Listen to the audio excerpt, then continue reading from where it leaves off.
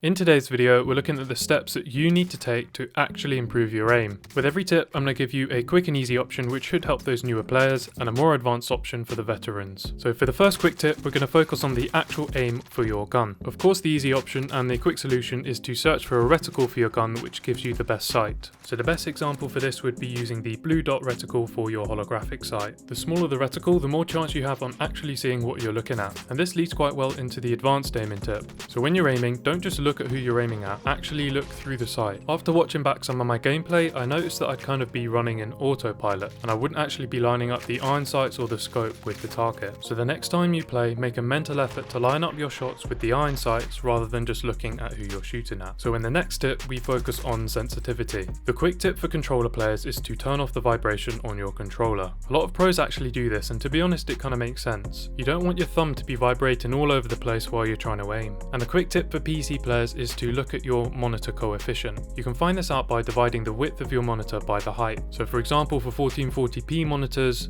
the width is typically 2560, and you need to divide that by 1440, and that gives you around 1.77, and that's what your monitor coefficient should be. For the other sensitivity settings, there's not really a one size fits all, so just have a play around and see which is the best for you. And moving into the advanced tip for sensitivity, we're going to work out whether your sensitivity is too high, too low, or perfect. So first step is to join a private match or maybe plunder. Find a wall and shoot some bullets into it around head height. Turn so you're not facing the wall at about 90 degrees. Now turn back to the wall in one swift motion and try and leave your crosshairs on the bullet impact that you just made. Try this about 5 times and you should get a general idea of where your crosshair ends up. If it's too far past the target, then turn your sensitivity down. If it doesn't reach the target, then you might want to turn your sensitivity up. And if it's around the area of your target, then you probably have the right sensitivity. In the next section, we're going to talk about muscle memory and practicing movement. So the quick and easy tip is to jump in a private lobby with some bots and just practice killing them for about 10 minutes. You should warm up every single time before you're about to start a session of Warzone. You're going to get in way more gunfights in this 10-minute period than you probably will do in your whole session. And moving into the advanced tip, there's a few things that you can do to make sure that you are improving every single time and you're just getting more and more practice in. So when you're setting up the private lobby, you want things to be consistent so you can track your progress. To work on your movement and quick reaction times, you can put on shipment with 7 bots, 250 health to emulate a fully plated person in Warzone, radar always on, and have the score set to a certain capped amount. Note down the time it takes you to win and try and beat this time every single time you practice. To make things harder, you can increase the difficulty in the bots, and you can even turn on headshot only mode to work on those sniper shots. We're only scratching the surface with how to improve your aim in Warzone, so let me know down in the comments if you have an appetite for more videos like this one. Since I won a game with the crossbow, I'd also quite like some challenges, so leave some challenges down below in the comments and I'll try them out. If you want to talk to me directly, we've got a community on our Discord channel, so click the first link in the description to join that. And if you've made it this far and you haven't already, feel free to subscribe for more videos like this one, and I will see you all in the next one.